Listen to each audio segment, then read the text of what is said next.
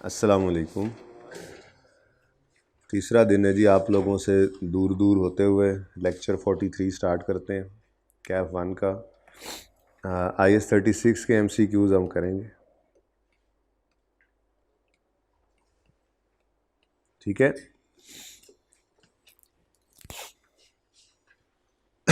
अच्छा जी, MCQs page number 348 पे आ जाए। MCQs में आखिरी से शुरू करेंगे ना, ये आखिर में पास पेपर वाले पड़े होते हैं। अटैम्प्ट नहीं लिखी हुई, अगली बार लिख देंगे। एंड पे 3 4 5 जो है ना, ये पास पेपर्स वाले होते हैं, फिर ऊपर किताब क्वेश्चन बैंक वाले आ जाते हैं, ठीक है ना। अच्छा,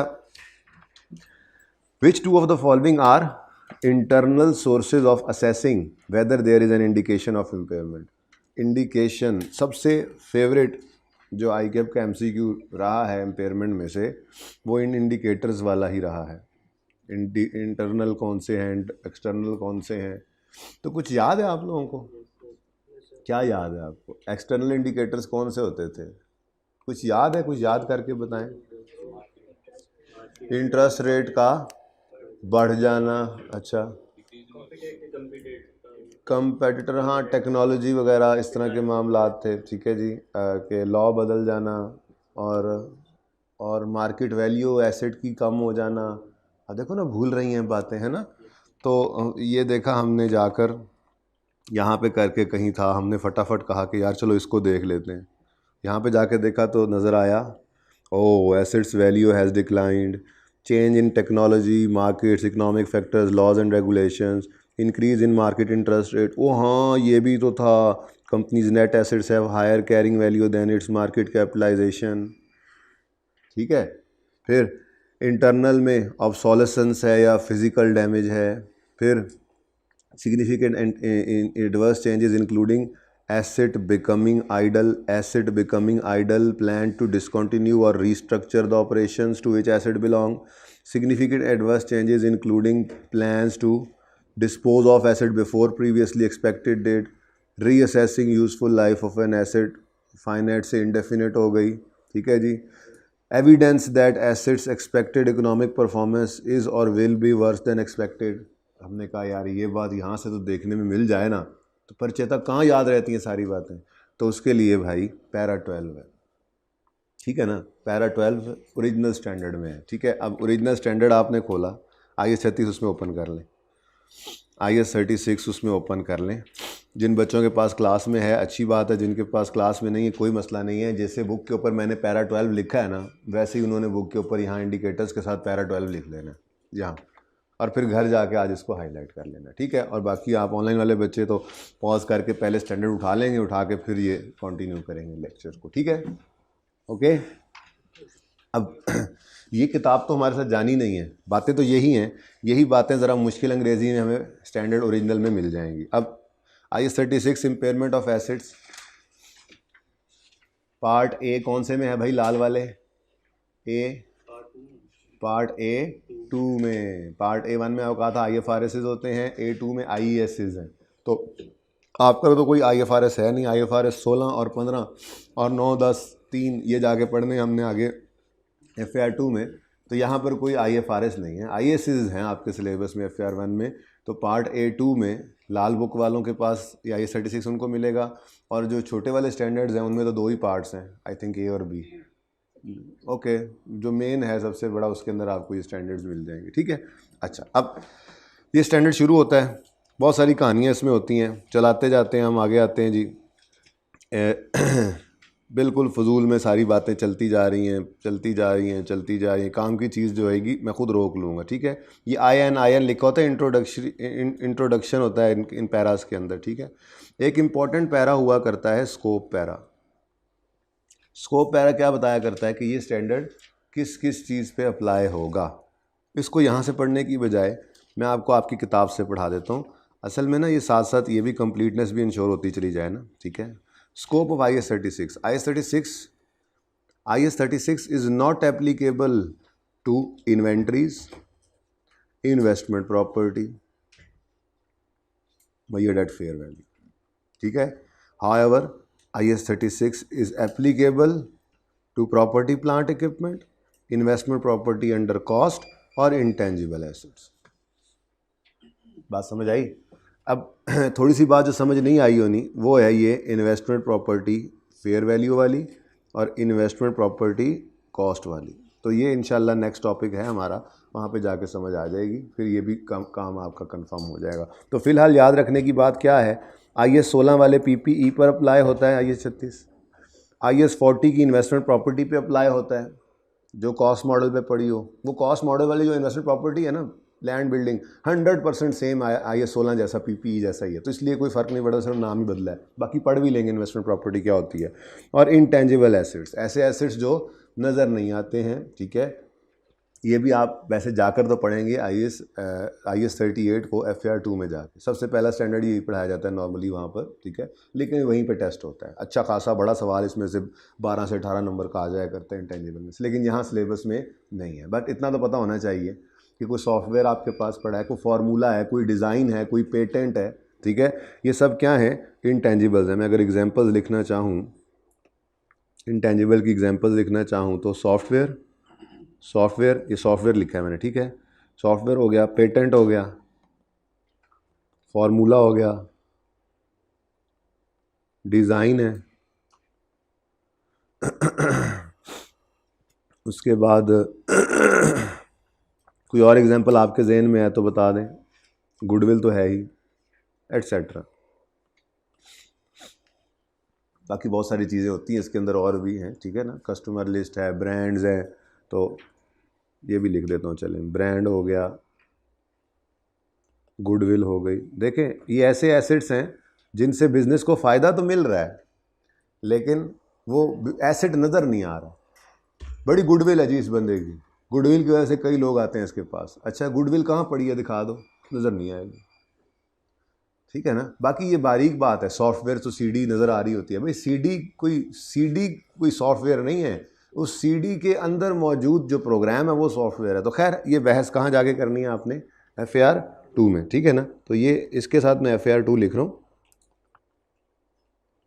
बाकी सारा कुछ हमारे सिलेबस में है, वक्त आने पे उसको मैं इंशाल्लाह आपको पढ़ा दूंगा, ठीक है जी।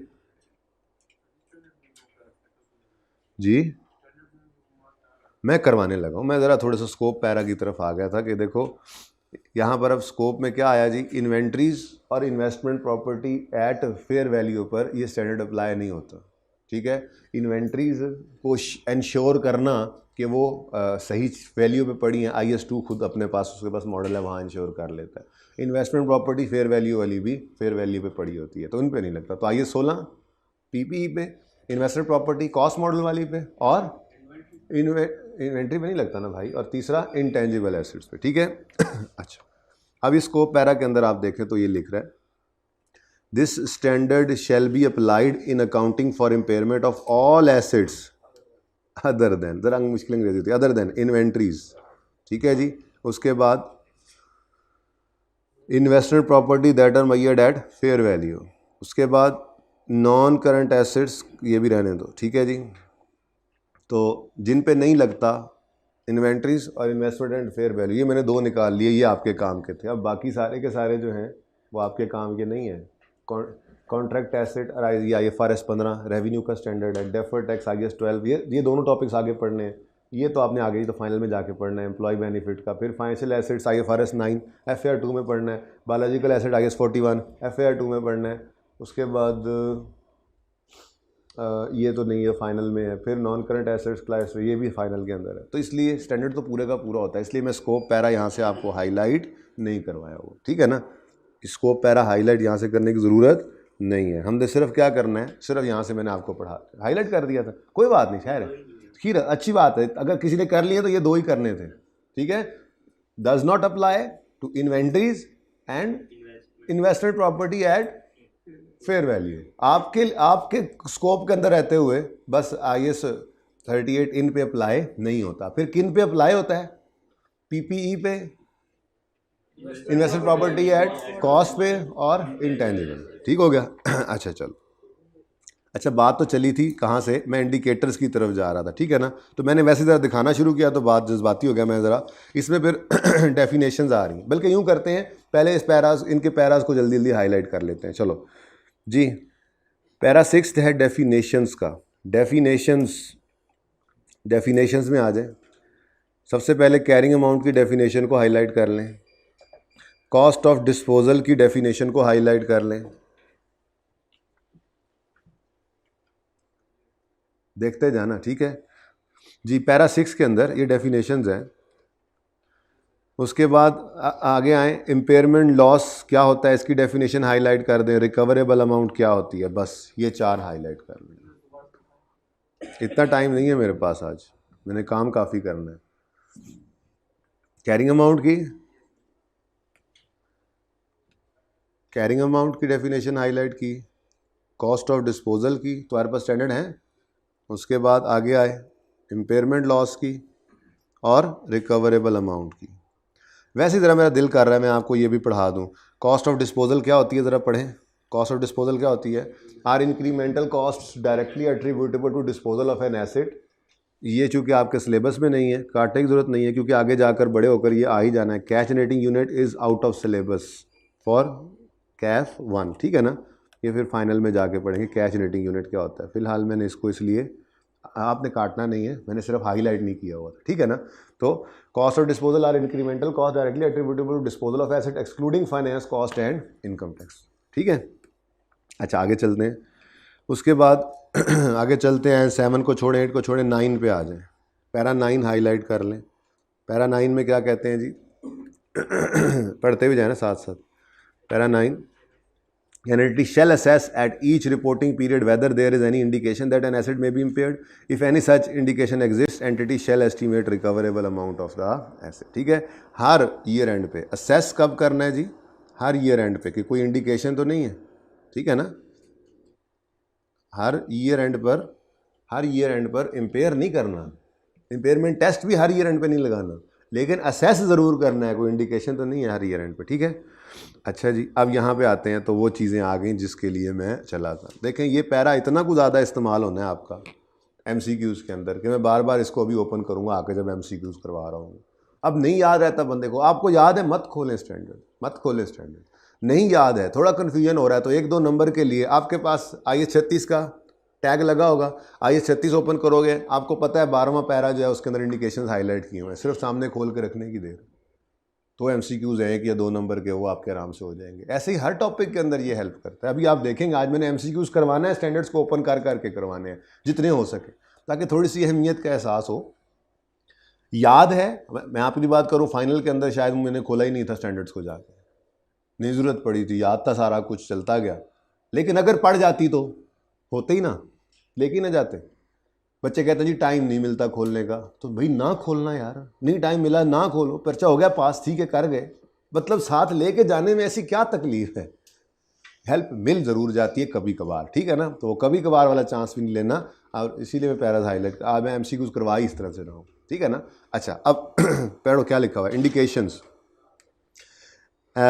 इन assessing whether there is any indication, यूँ करके ना आप ये सारा कुछ तो हाईलाइट करेंगे ना, इससे बेहतर है सिर्फ ये हाईलाइट करें, इंडिकेशंस, ठीक है जी।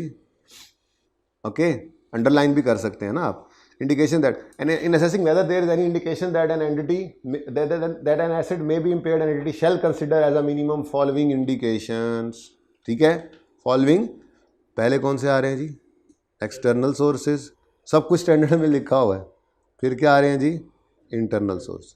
ये मैंने लास्ट टाइम बच्चों को एंड पे हाईलाइट करवाए थे, क्योंकि शुरू में बच्चों ने स्टैंडर्ड नहीं लिए थे, लेट होता गया और फिर बाद में नहीं, तो ये लास्ट टाइम की हाईलाइट किए मैं इस बार रात को नहीं करके लाया, ये लास्ट टाइम का हाईलाइट किए। लास्ट टाइम एंड पे जूम सेशन करके बच्चों को हाईलाइट करवा दिए थे और वो वीडियो लगा दी थी, लेकिन इस बार मैं साथ साथ लेके चल रहा हूँ। आप भी स्टैंडर्ड्स को जब कभी कहा जाए तो अगले दिन लेके आएंगे। अब इधर देखें जी, लिखा हुआ है सारा कुछ, वहाँ से भी पढ़ के आ रहे हो, ये अपनी किताब से पढ़ के आ रहे हो, ये एक्सटर्नल इंटरनल थे ना, जहाँ पे पैरा 12 लिखा हुआ है, ये यहाँ पे भी लिखे हुए हैं, ठीक है। पढ़ो, there is an observable indication that assets value has declined during period significantly more than expected. सिर्फ इतनी बात हाईलाइट करते जाओ ताकि आपको मेन बात रहे सामने। Significant changes with an adverse effect of an entity of the entity have taken place during the year और will take place in near future in technological. अच्छा जी, अब adverse effect on the entity किस चीज़ के अंदर? In the technological, market, economic और legal environment. नजर आ रहे? एक्सटर्नल। आगे, market interest rates increased during the year. बस इतना हाईलाइट कर रहे हैं कि नजर आता जाए मेन, ठीक है ना? सही है। और लास्ट है, carrying amount of net assets of entity is more than its market capitalisation. ये चार ही इंडिकेशंस पढ़े थे ना, ये चार यहाँ पे भी तो पढ़े। अब ये स्टैंडर्ड आपके साथ जाना है, तो अब कोई भुला के देखे आपको इंडिकेशंस, ठीक है? इंटरनल इंडिकेशंस हैं, इंटरनल सोर्सेज, ये एक्सटर्नल थे, ऐसे डिब्बा लगा सकते हैं, इसकी भी ज़्यादातर डिब्बा लगा लें, ठीक है? इंटरनल सोर्सेज डिब्बा लगा लें, इजाज़त है बिल्कुल, लेकिन ऐसा डिब्बा ना लगाएं कि वो यूं करके कह रहा हो आपको चेक करते ये क्या। अच्छा, internal sources, evidence is available of obsolescence और physical damage, significant changes in adverse effect on entity have taken place during the period in context of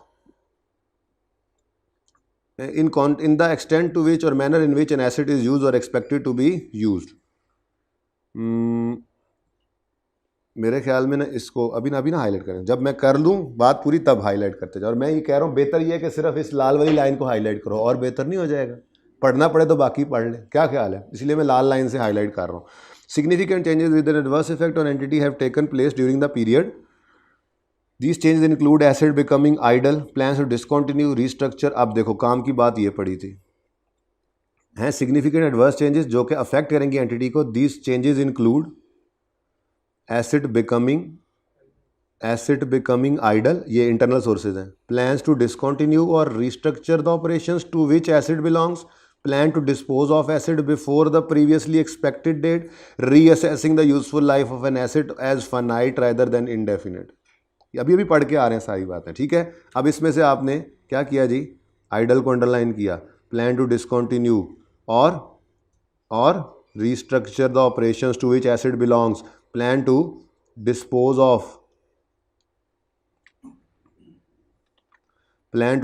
of an asset before previously expected date, reassessing useful life of an asset to finite rather than indefinite, ठीक है ना? उसके बाद आखिरी, evidence is available from internal reporting that indicates that economic performance of asset worse than expected। मतलब की बातें हमने हाईलाइट कर दी। अब ये पैरा 12 है, ये पैरा आपके शायद एक ही सफ़े पे आ रहा है, ये ऐसे ही है, बस अनलकीली मेरा ऐसे हो गया, ठीक है ना? अब वरना एक सफ़े पे होता मैं ऐसे सामने रखता और एमसीक्यूज आपके सामने रखता, ऐसे ऐसे ऐसे ऐसे सारे एमसीक्यू होते जाते। पढ़ा हुआ है, एक एक पॉइंट को समझा हुआ है, किसी हद तक याद भी किया था, लेकिन अब देखो भूला हुआ है, ठीक है ना? तो अब देखो एक्सटर्नल सोर्सेज, अब यहाँ पे सामने नजर आ रहा है। एक्सटर्नल सोर्सेज क्या है जी? वैल्यू डिक्लाइन हुई है मोर देन एक्सपेक्टेड, ठीक है जी? टेक्नोलॉजिकल, मार्केट, इकोनॉमिक और लीगल एनवायरनमेंट में चेंज आया है, एडवर्स इफेक्ट पड़ा है, इंटरेस्ट रेट बढ़ गया है, ठीक है? कैरिंग वैल्यू नेट एसेट्स की ज़्यादा है मार्केट कैपिटलाइजेशन से। इंटरनल ऑब्सोलेसेंस और फिजिकल डैमेज है, आइडल है, डिसकंटिन्यू, रिस्ट्रक्चर या dispose of before expected, reassessing life, और इकोनॉमिक परफॉर्मेंस जो है वर्स देन एक्सपेक्टेड। अब ये सारे आपके पास आ गए। अब देखो एमसीक्यूज कैसे होते हैं इस पैरा को देख के। अच्छा खैर आगे भी चल के ज़रा हाईलाइट करते जाएँ, फिर अब बाद में अब एक ही बार यूज़ करते हैं, ठीक है? तो ये 12 एक इम्पॉर्टेंट पैरा था, पैरा 12 एक इम्पॉर्टेंट पैरा था, इसको हमने हाईलाइट किया जो यूज़ होने वाले हैं। बाकी देखो कितने पैराज निकल गए पीछे, बहुत सारी चीज़ें निकल गई। आप स्टैंडर्ड से ऐसे ही डरते हैं, मैंने सारे स्टैंडर्ड्स तो आपको नहीं कहना कि आपने जाके पढ़ने बैठ जाना है, सिर्फ जितना हाईलाइट करवाना है वो हाईलाइट कर लें, उसकी भी ज़रूरत पड़े तो ओपन कर लें, तो जब ओपन करेंगे तो सारा काम हुआ पड़ा होगा। अब पैरा 12 आपको ध्यान में है कि इसके अंदर इंडिकेशंस पड़ी, एक बार यहाँ देख लिया आपने, अब इंडिकेशंस का एमसीक्यू आएगा, अब आप मार नहीं खाएंगे इंशाल्लाह, ठीक है? ओके, उसके बाद आगे बढ़ें जी, पैरा सारे गुजरते जा रहे हैं, कोई चक्कर ही कोई नहीं। और यहाँ पर आ गए हम पैरा 28। पैरा 28 में क्या पड़ा है जी? कॉस्ट टू सेल, याद है cost to sell? Cost to sell इधर हमारे पास पड़ी थी मेजरिंग रिकवरेबल अमाउंट में, ये देखो कॉस्ट ऑफ डिस्पोजल, यहाँ पे हमने पढ़ा हुआ है, मुझे पता है, legal cost, stamp duty, cost of removing asset, directly attributable cost necessary to bring asset into saleable condition, याद आ रहा है? लेकिन मत इंक्लूड करना नॉट कॉस्ट ऑफ डिस्पोजल, क्या चीज? Redundancy and restructuring. याद है बातें? अब ये याद है, पर्चे के अंदर कॉस्ट टू सेल आ गई हैं, आपने इनमें से उठा ली जो उठानी थी चीज़ें, तो मत ओपन करें, कोई ज़रूरत नहीं ओपन करने की पैरा। लेकिन अगर ज़रूरत पड़ जाए तो ये देखो, कॉस्ट ऑफ डिस्पोजल में क्या कुछ है जी, लीगल कॉस्ट है, स्टैंप ड्यूटी है, सिमिलर ट्रांजैक्शन टैक्सेस हैं, cost of removing the asset है, direct incremental cost to bring asset into saleable condition है। ठीक हो गया? However, termination benefits and costs associated with reducing or reorganizing a business following disposal of asset are not direct incremental cost। लो, तो बातें भूल भी जाती इंसान को, बस इतना सा हाईलाइट कर लें, कॉस्ट टू सेल आ गया। ठीक हो गया? वेरी इंपॉर्टेंट एक चीज़ थी जो मैंने नॉर्मल क्लासेस में नहीं पढ़ाई थी। जब वैल्यू इन यूज़ की बात हुई तो मैंने ये तो आपको बताया फ्यूचर कैश फ्लोज में क्या हो क्या ना हो, इसके भी अपने पैराज हैं, अभी दिखा देता हूँ, ये भी पैराज में मौजूद है, स्टैंडर्ड्स पढ़ते हैं ना हम, ठीक है? ये पैराज ही होते हैं जो यहाँ लिखे होते हैं। खैर, हम साथ साथ इसको जैसे टॉपिक जो टॉपिक करते जाएंगे ना, ऐसे काम के पैराज हाईलाइट करते जाएंगे। अब स्टैंडर्ड तो बहुत बड़ा है, 36 आप देख लें, ठीक है ना? कैश जनरेटिंग यूनिट तो वैसे ही हमारे सिलेबस में नहीं है ना, उससे पहले या उसके बाद रिवर्सल हम हाईलाइट करेंगे, लेकिन सिर्फ काम के पैरा, ज़्यादा बोझ नहीं पड़ेगा।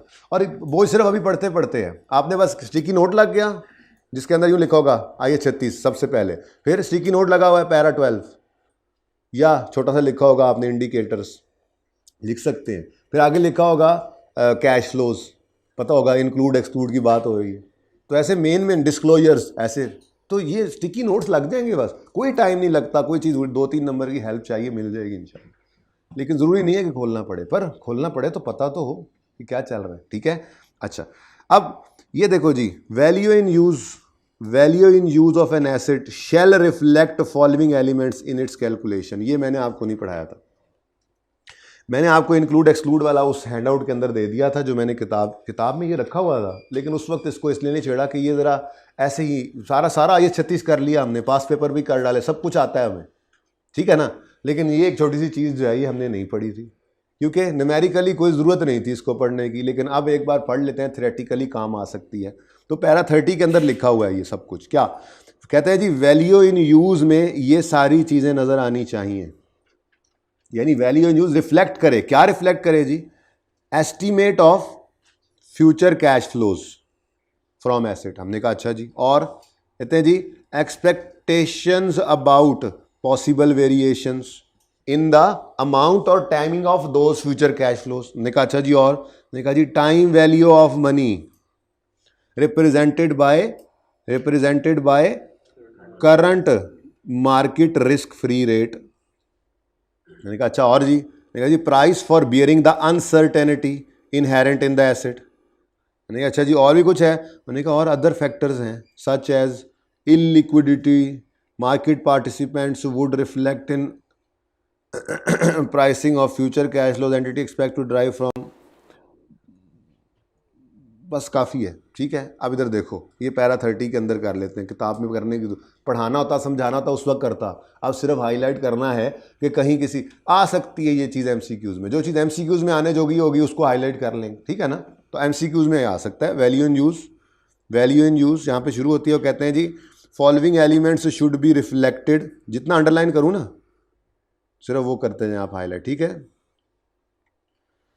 Following elements shall be reflected in the calculation, ऊपर तो आपने हेडिंग दी हुई है ना इसको वैल्यू इन यूज़ की, ठीक है ना? तो कह रहा है following elements shall be reflected in the calculation, estimate of future cash flows, expectation about possible variations in the amount और टाइमिंग, दोनों में, ठीक है? फिर time value of money represented by current market risk free rate of return, ठीक है? Price for bearing uncertainty inherent in the asset, और other factors such as liquidity that market participants would reflect in pricing and future cash flows of entity expect to derive from assets, ठीक है? तो ये MCQs के point of view से आपने सिर्फ other factors such as illiquidity, ठीक है जी? तो अब ये क्या किया हमने पैरा 30 में, अगर कोई एमसीक्यू आ गया, अब ये आपको पता लग गया, एक बार पढ़ना है ना, ये ज़रूर याद रहेगा आपको कि हाँ ये बात हमने पढ़ी हुई। वैसे तो किताब में भी है, चैप्टर में भी है, लेकिन मैं यहाँ भी हाईलाइट कर दूँ। आपको एमसीक्यू आ जाता है, value and use should reflect, नीचे 7 लाइनें लिख देता है, कहता है इनमें से कौन सी हो, तो आपको अब नहीं याद कि कौन सी 5 होनी चाहिए थी, 7 में से कौन सी 5 हैं, कौन सी नहीं है, रट्टे थोड़े ही लगाने हैं। ओपन बुक पेपर किस लिए है? बुक ओपन करो, देखो अच्छा ये 5 हैं, तो फिर जो 2 इसके अलावा हैं वो नहीं होंगे, ऐसे एमसीक्यू। तो भाई सही है। चलो आगे बढ़े जी, फिर पैरास छोड़े छोड़े चलते आए, 39 पे आए। इधर देखें, 39 को पहले छोड़ें, पहले इधर देखें, बातें याद की थी आपने, याद है आपको, सब याद है आपको, सब याद है, सब याद है आपको। इनफ्लोज में क्या होगा, इंक्लूड क्या करना है कैश फ्लोज में, inflows from continuing use, outflows that will be necessarily incurred to generate inflows from continuing use, और नेट डिस्पोजल प्रोसीड्स, ये इंक्लूड होने चाहिए। ठीक है, ये पैरा 39 में लिखा हुआ, भूल जाता है, नहीं भूलता तो ठीक है, भूल जाता है तो ये सामने जी। Estimates of future cash flows shall include inflows from continuing use, outflows that are necessarily incurred to generate inflows from continuing use, और net cash flows received or paid for disposal of the asset at the end of its useful life। यही 3 चीज़ें थी, ये 3 यहाँ भी पढ़ी, important para, ये भी काफ़ी यूज़ हो जाता है। ये एमसीक्यूज़ में ना भी यूज़ हो, मेन सवाल में यूज़ हो जाता है, कोई चीज़ बंदा भूल ही जाता है। इंक्लूड वाली अक्सर नहीं भी भूलता, एक्सक्लूड वाली ज़रूर भूल जाता है, जिनको शामिल नहीं करना। वो कौन कौन से थे याद है? ये इनफ्लोज और outflows from financing activities, income tax receipts or payments, outflows that have already been recorded as liability, inflows that have already been recorded as asset, cash flows that are expected to arise from future restructuring to which entity yet not committed, estimated cash flows that are expected to arise from improving or enhancing the assets performance। ठीक है, आगे लिखा हुआ है, once the entity is committed to restructuring, its estimates of future inflow and outflow value and use reflect the cost saving and other benefits from the restructuring। ये आपके लिए relevant है, restructuring भी आपने IAS 37 में FAR 2 में जाकर पढ़नी है। अब ये बातें आपने यहाँ से पढ़ी हुई हैं, समझी हैं, आपके हैंडआउट्स के अंदर मैंने डाला था ना ये टेबल। ठीक है, अब यही वाला काम 44 और 45 में गिवन है। ये देखो सारे आगे चले गए, पैरा 44 आ गया। 44 में क्या क्या लिखा हुआ देखो, future cash flow shall be estimated for asset in their current condition. ये इंपॉर्टेंट बात है, लिखी हुई थी, estimate of future cash flows, future cash flows shall not, ये भी आप कर सकते हो, future cash flow shall be estimated for the asset in its current condition. ये इंपॉर्टेंट बात है, चलो कभी काम आई थी। बहरहाल future cash flows shall not include future cash flows shall not include estimated future cash inflows or outflows that are expected to arise from future restructuring or improving or enhancing assets performance। ठीक है, 2 हो गए जो include नहीं करने। आगे बढ़ो, 45 छोड़ो, 46, 47, 48, 49 छोड़ो, 50 पे आओ। Cash flows shall not include क्या जी, इनफ्लोज और outflows from financing activities, income tax receipts और पेमेंट्स। हम तो कुछ भी याद नहीं करते, हम तो समझते हैं उस वक्त किया था। तो टॉपिक पढ़ाऊंगा ऐसा ही कि याद चीज़ें पहले कर लेंगे, हाईलाइट करवाते हैं, फिर आपको लगेगा अच्छा हाँ ये हाईलाइट कर लेते तो। लेकिन फिर अगर उस तरह से चलेंगे तो फिर तो हर वक्त पर्चे में स्टैंडर्ड खोल के बैठेंगे ना, वो नहीं करना। ये तो सिर्फ तब करना है जब आपकी याददाश्त, किसी प्रैक्टिस खूब की हुई है, याद किया हुआ है, याददाश्त साथ नहीं दे रही, तो ओपन करो स्टैंडर्ड पैरा, ओपन करके लिख लो। ठीक है, तो कैसा अच्छा लग रहा है ये स्टैंडर्ड आज आपको, कि जो कुछ पढ़ा हुआ था वो सब कुछ यहाँ पढ़ा है। अभी कहाँ, अभी मैं एमसीक्यूज पे जाऊँगा तो आप कहोगे, तो आप सीने से लगाओगे स्टैंडर्ड को कि नहीं आज के बाद तो मैंने तुम्हें अपने से दूर नहीं करना, और जिन्होंने नहीं लिया वो पहली फुर्सत में यही काम करेंगे, देखिएगा आप इंशाल्लाह। ठीक है, आगे बढ़ें जी, 50 के बाद फिर चलने दें आगे, 55 पे आ जाएं, छोड़ें इसको, यहाँ से देखें पहले, ये देखें क्या लिखा हुआ है। ये भी हमने याद किया हुआ था क्या, discount rate must be a pre tax rate that reflects current market assessment of time value of money and risk specific to asset. याद है, बस याद है तो अच्छी बात है, भूल जाए तो पैरा 55 है। Discount rate shall be pre tax rate that reflects current market assessment of time value of money and risk specific to asset.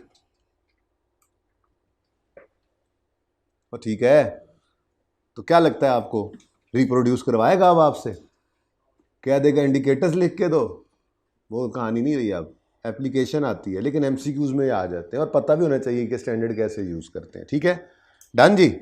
तो पैरा 55 यहाँ पे आप लिखते आ रहे हैं, जिनके पास बुक है ना वो ऐसे ही साथ साथ फौरन लिख लेते हैं ताकि घर जाके इसको हाईलाइट कर सके। ठीक है नेक्स्ट बेटा, आप टैक्स की क्लास से आ रहे हो बैठो, टाइम से आना था ना, अब इतना हमने मजे मजे का पढ़ लिया। पैरा 60 वैसे इतना इंपॉर्टेंट नहीं है, सब्र कर जाओ, इसमें सिर्फ ये लिखा हुआ है इम्पेयरमेंट लॉस को हमने प्रॉफिट एंड लॉस में इमीडिएटली रिकॉर्ड कर लेना है। अगर कॉस्ट मॉडल पे, अगर रिवैल्यूएशन मॉडल पे है तो आपको पता ही है रिवैल्यूएशन डिक्रीज को मतलब हमने कहा था IAS 16 के सरप्लस की तरह से या लॉस की तरह से ट्रीट करो, याद आ रहा है। ओके, यहाँ पर भी यही लिखा हुआ है, इम्पेयरमेंट लॉस शैल बी, बाद में देख लेना दिल करे तो हाईलाइट करना, वैसे ज़रूरत नहीं है इसकी खास, बल्कि एक काम करते हैं, पहले मुझे कर लेने दो चलो, फिर मैं इसको हटा दूंगा। एन इम्पेयरमेंट लॉस नहीं आपने हाईलाइट करना भी, is recorded immediately in profit और लॉस। ठीक है जी, unless asset is carried at revalued amount, बस इतना काफी है। अच्छा, any impairment loss of a revalued asset shall be treated as a revaluation decrease in accordance with that other standard. That other standard यहाँ पे आपने लिखना नहीं, आपने नहीं लिखना अपने स्टैंडर्ड पे प्लीज, मैं सिर्फ आपके लिए लिख रहा हूँ ये। दैट अदर स्टैंडर्ड का मतलब क्या है, अदर स्टैंडर्ड का मतलब यहाँ पे इसकी मुराद है IAS 16, यानी कि रीवैल्यूएशन याद है ना, आपको कह दिया था।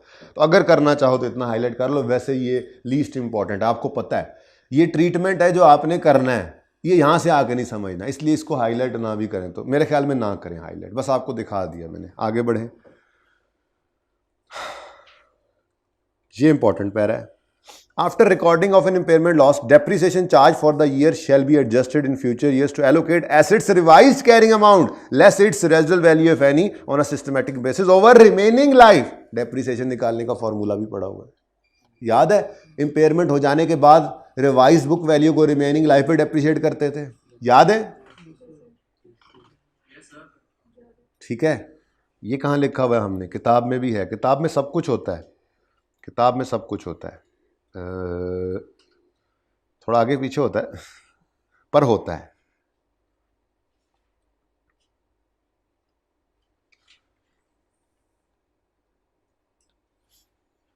पैरा कौन सा चीज यहां पे पहुंचा हूं मैं,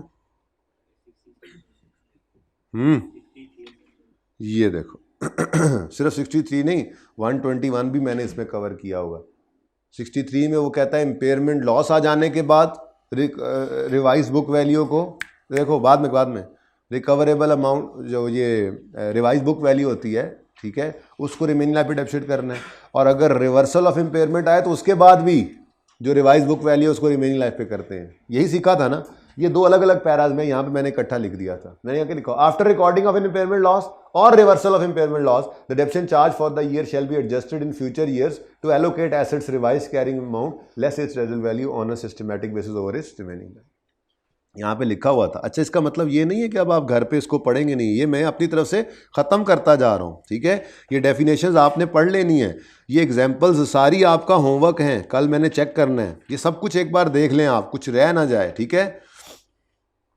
इसको आप पढ़ लें, ये होमवर्क है आपका, जो करने वाली चीज़ है वो मैं कर रहा हूँ। ये एग्जाम्पल्स होमवर्क है आपका, कुछ की हुई होंगी कुछ नहीं की हुई होंगी। इंडिकेटर्स मैंने पढ़ा दिए थे, निशान भी लगवा दिए। मेजरिंग रिकवरेबल अमाउंट, ये देखें, कॉस्ट ऑफ डिस्पोजल मैंने बता दी है, इसकी एग्जाम्पल है छोटी सी, होमवर्क है आपका ये सारा कुछ। वैल्यू इन यूज़ पे पहुंचे, वहाँ से हमने देखा क्या क्या वैल्यू इन यूज़ में रिफ्लेक्ट होना चाहिए, पैरा भी हाईलाइट कर लिया, इंडिकेटर्स भी पढ़ लिए, ठीक है। अच्छा, कहाँ था मैं, वो जहाँ पे मैंने लिखा हुआ था अभी पैरा, ये ठीक है ना। इसकी आप एग्जाम्पल्स भी हैं, जैसे कि आपने ये इम्पेयरमेंट के बाद डेप्शन करनी है तो क्या हो, तो ये छोटी छोटी एग्जाम्पल से बात समझ भी आ जाती है। तो एक दफ़ा बैठना है आज, आइए 36 को ऐसे तरतीब से बुक से कर लेना, और साथ साथ साथ साथ नहीं बल्कि बाद में फिर एक ही बार पैरास को भी हाईलाइट कर लेना जिनके पास बुक्स नहीं है, ठीक है ना। तो ये मैं कह रहा था पैरा 63 के अंदर भी यही लिखा हुआ है। पैरा 63 में आपने क्या करना है, after recording impairment loss depreciation charge for the year shall be adjusted in future years. इतनी लंबी कहानी क्या करनी, इधर देखो, after recording impairment loss depreciation को हम कैलकुलेट करेंगे revised carrying amount less residual value over it's useful. ठीक हो गया। आफ्टर रिकॉर्डिंग, फॉर्मूला को सिर्फ मैंने अंडरलाइन कर दिया, after recording impairment loss revise carrying amount less residual value divide by remaining life. Done, चलें आगे। उसके बाद ये कैश जनरेटिंग यूनिट है, आपके सिलेबस में बच्चों नहीं है, ठीक है, आउट ऑफ सिलेबस है, लेकिन इसको लिखना नहीं है, ये फाइनल में जाके सिलेबस में आ जाएगा। फिर आप गुडविल को भी देखा करेंगे, कैश जनरेटिंग यूनिट क्या होता है ये वहीं पे देखेंगे, बिल्कुल आउट ऑफ सिलेबस है, कोई चक्कर ही नहीं है, किसी सूरत में इसका नाम भी नहीं आ सकता। ओके, उसने एक्सप्रेसली लिखा हुआ है, अदर देन, आप सिलेबस कभी ओपन करके देखें ना, आपको अल्लाह हिदायत दे तो उसमें लिखा होगा other than cash generating unit, ठीक है। अब ये इसके पैरास चल रहे हैं चल रहे हैं चल रहे हैं चल रहे हैं चल रहे हैं चल रहे हैं चल रहे हैं जा रहे हैं जा रहे हैं जा रहे हैं जा रहे हैं, और हमारे काम की चीज आ गई, रिवर्सल ऑफ इम्पेयरमेंट। ठीक है, अब मजे की बात, एंटिटी, चलो देख लेते हैं। Entity shall assess at the end of each reporting period whether there is an indication that impairment loss recorded in prior periods may no longer exist or may have been decreased. If any such indication exists, entity shall estimate the recoverable amount. ठीक है जी, तो ये सारा कुछ highlight करने की वजह से इतना कर लें जी। Entity shall assess at the end of each reporting period the indication that the impairment recorded may no longer existed or may have decreased. If such, entity shall estimate, फिर क्या करे जी, अगर ऐसा है तो एस्टिमेट करे रिकवरेबल अमाउंट, वही काम जो हमने किया था। ठीक है, अब अगली बात, in assessing whether there is any indication that an impairment loss is recorded in previous year may no longer exist decrease और may have decrease, an entity shall consider on a minimum following indications. यहाँ पे भी indicators हैं, अब ये indicators किताब में नहीं है, उसकी वजह ये थी, मैंने आपको कहा था कि जो इंडिकेशंस वहाँ पे थी उन्हीं का उलट ये इंडिकेशंस है, तो ज़्यादा चीज़ें नहीं फैलाई हुई। कोई अगर कह दे आपको एमसीक्यू के अंदर कि रिवर्सल ऑफ इम्पेयरमेंट के इंडिकेशंस क्या हैं, तो आपके सामने ये पैरा होना चाहिए, इस पैरा में से देख के कर लेंगे, वहाँ पे अपने दिमाग को नहीं इस्तेमाल करेंगे। मैंने एक रखा इसीलिए हुआ है कि एक हमें याद है, नॉर्मली जो होता है रिवर्सल के लिए वही कंडीशंस का उलटना होता है, तो अब वो भी वहाँ पे लिख दें, वो भी याद करें, तो फिर मिक्सअप होता है। मिक्सअप नहीं करना, वो याद है। अगर वो इम्पेयरमेंट के रिवर्सल के इंडिकेशन पूछ लेता आपसे किसी एमसीक्यू में, तो पैरा 112 111 ये क्या है आपके पास अवेलेबल, ठीक है। इसमें एक्सटर्नल सोर्सेज हैं, वही हैं, बस इसका उलट हो गया, एक्सटर्नल सोर्सेज का उलट। There is are observable indication that assets value has increased significantly. दूसरा, significant changes with a favourable effect, जहाँ पे एडवर्स इफेक्ट लिखा होता था, याद है, ठीक है। Market interest rate have decreased, वहाँ पे इंक्रीज लिखा हुआ था। इंटरनल सोर्सेज में फेवरेबल इफेक्ट,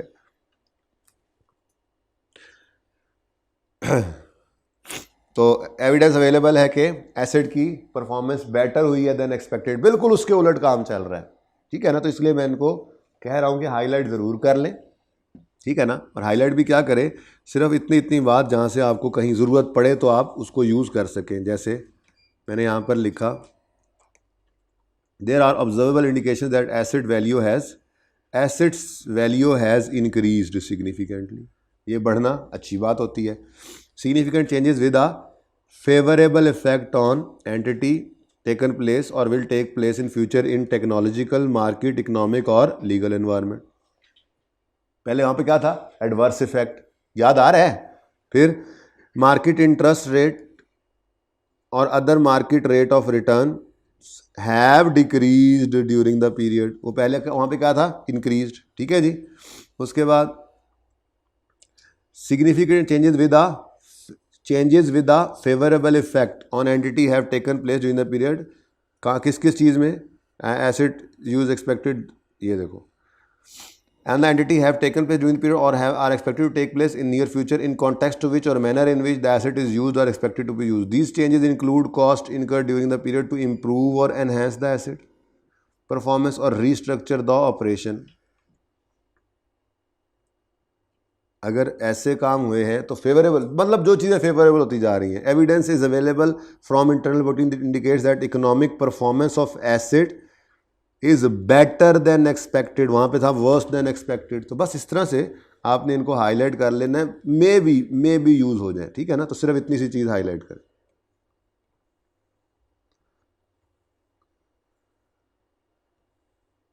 तो स्टैंडर्ड्स हाईलाइट करना एक काम है ना जी, कि नहीं?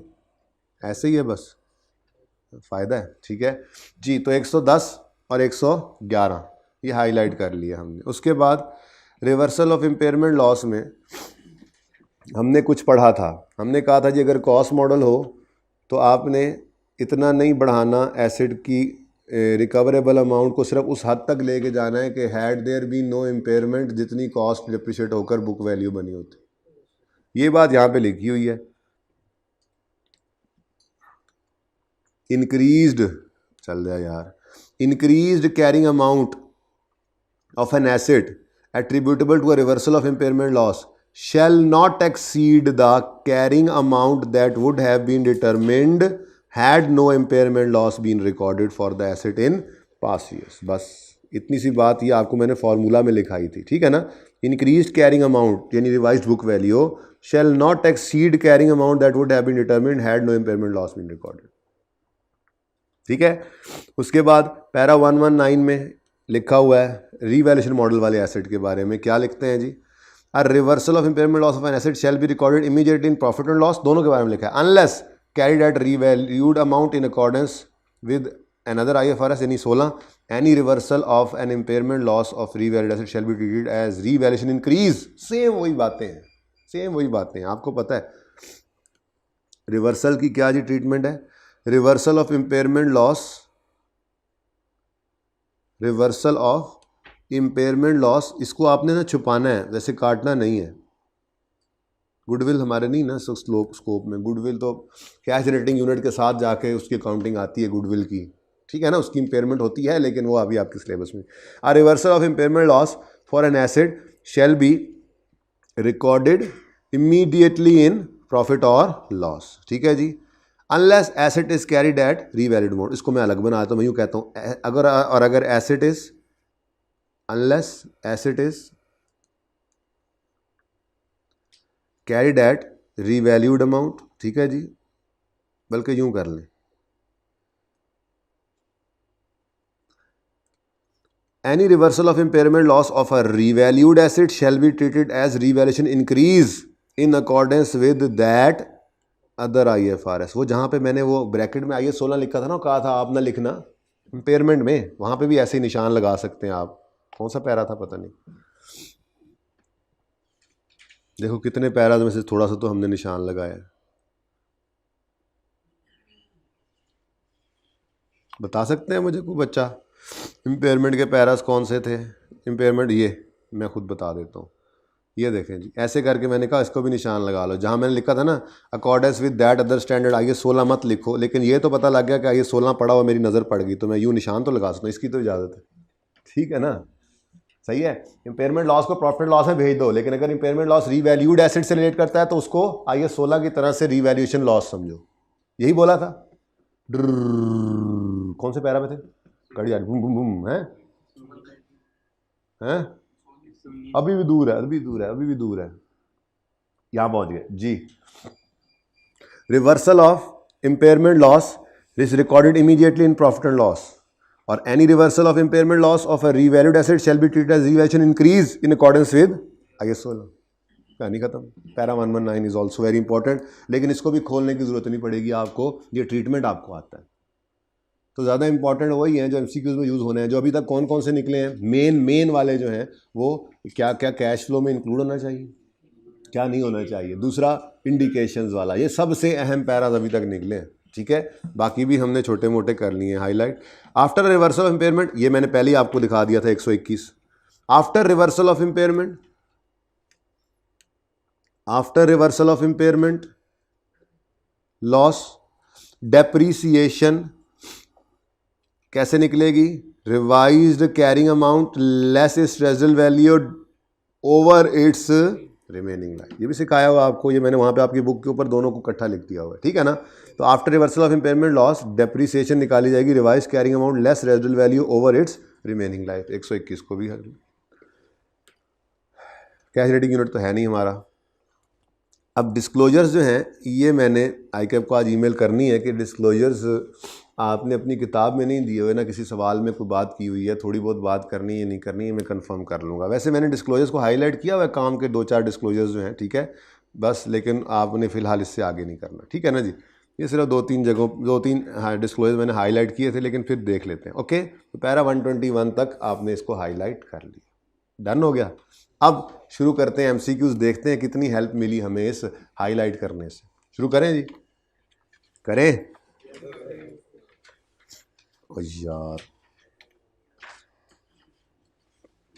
जी, page number 348, MCQ number 42, para 12, which two of the following are internal sources, internal indicators of assessing whether there is an indication an expected decline in assets market value, increase in interest rate, evidence that asset is damaged, evidence that asset performance is worse than expected। यही दोनों हैं, लेकिन confirm भी कर लेते हैं। पर्चे में अभी तो ताज़ा पड़ा है ना, जहन में है, पर्चे में क्या करेंगे अगर भूल गया तो आपके सामने आगे 36 होगा, आप ऐसे जाकर पैरा 12 ओपन करेंगे। उसने क्या बोला है जी, कौन से सोर्सेज हैं ये, इंटरनल, तो आप इंटरनल में आ गए। इंटरनल में आपने आकर देखा evidence that asset is damaged, physical damage ये आ रहा है, ओके। फिर ये expected decline in market assets market value, ये यहाँ पे पड़ा हुआ था जी, ये देखें एसेट्स वैल्यू हैज़ डिक्लाइन, वो एक्सटर्नल है, ठीक है। फिर इंक्रीज इन इंटरेस्ट रेट, ये देखें किधर गया, ये देखें मार्केट रेट इंक्रीज हो गया, मार्केट इंटरेस्ट रेट इंक्रीज हो गया, ये भी एक्सटर्नल है। आगे कहता है evidence that asset is damaged, हाँ फिजिकल डैमेज आ रही है। ये सिर्फ उस सूरत में है बच्चों अगर भूल जाओ तो, वैसे जैसे आपने याद रखा हुआ था, याद था ठीक है, चलो आगे कोई ज़रूरत नहीं है फिर कंफर्म करने की, कंफर्म है। Evidence that assets that entities performance is worse than expected, that economic performance is worse than expected, तो ये सी और डी। साथ साथ सोल्यूशन देखते हैं आना, कोई गलती तो नहीं,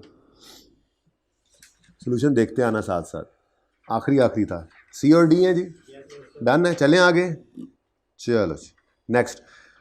कितनी देर होगी रिकॉर्डिंग, 50 मिनट्स हो गया ना, तो इसको यहाँ पॉज कर दें।